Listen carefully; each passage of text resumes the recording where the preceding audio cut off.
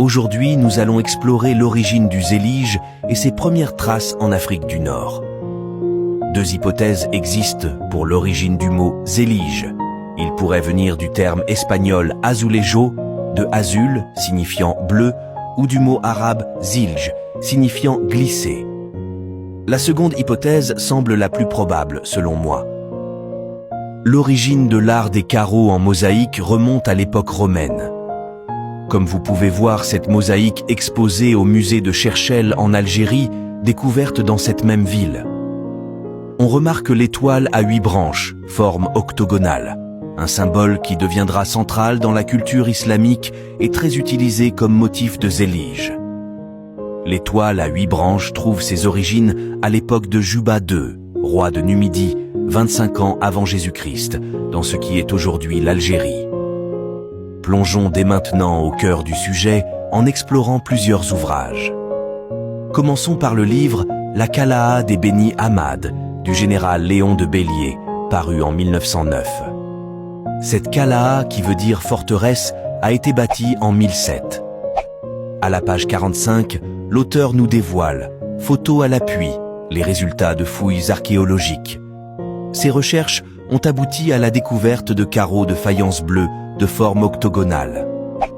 Dans cet ouvrage, un atelier de poterie et faïence au Xe siècle, écrit par Alfred Bell, est paru en 1914.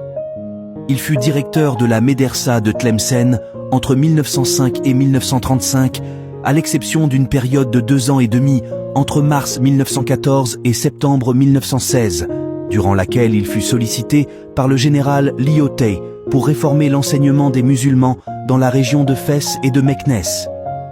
Pendant ce temps, il profita de l'occasion pour publier ce livre sur Fès, dont nous aborderons les détails par la suite.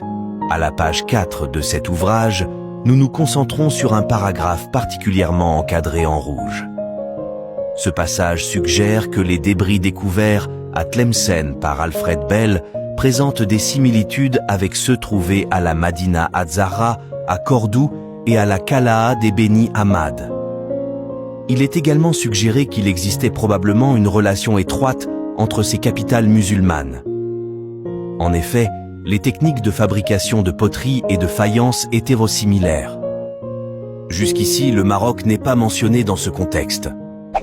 Dans son ouvrage intitulé « Les industries de la céramique à Fès », publié en 1918, Alfred Bell explore les origines de l'art du zélige, en se référant notamment au livre Raoud el-Kirtas, écrit en 1325.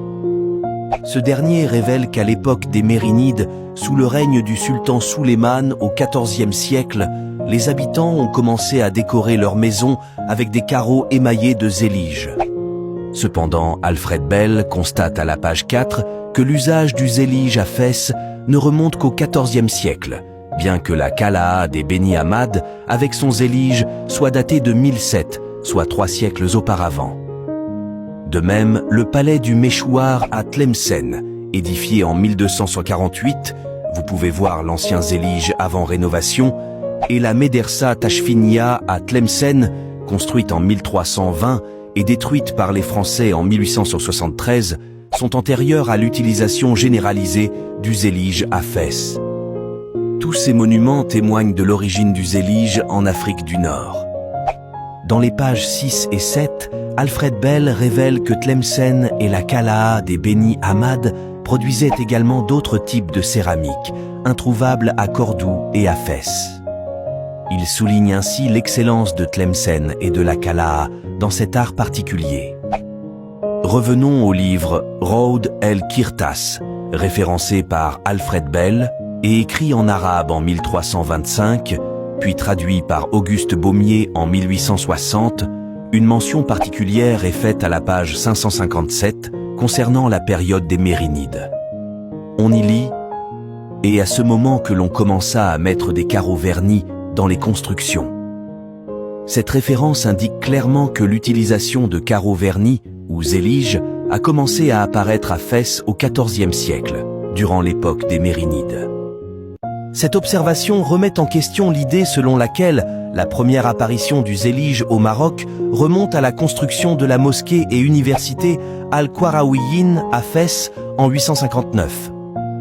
Une lecture de l'histoire de sa construction à partir de la page 64 du même livre montre que ce sont en réalité les Mérinides qui l'ont embelli par la suite.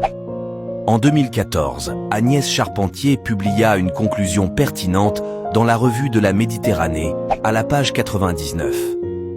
Elle mentionna que le sultan mérinide Abou al-Hassan avait fait appel à des artisans Abd el-Wadid, également connus sous le nom de Zianide de Tlemcen, pour décorer la porte de Sheila près de Rabat, au Maroc actuel. Elle suggéra également qu'un atelier de zéligeurs de Tlemcen serait intervenu. Après notre examen approfondi des preuves et des ouvrages, nous devons dire haut et fort que le zélige en Afrique du Nord est originaire d'Algérie. Pour conclure, voilà une photo de l'Algérien maître céramiste Boujema Lamali, qui fut envoyé par la France au Maroc pour sauver l'artisanat marocain au début du XXe siècle.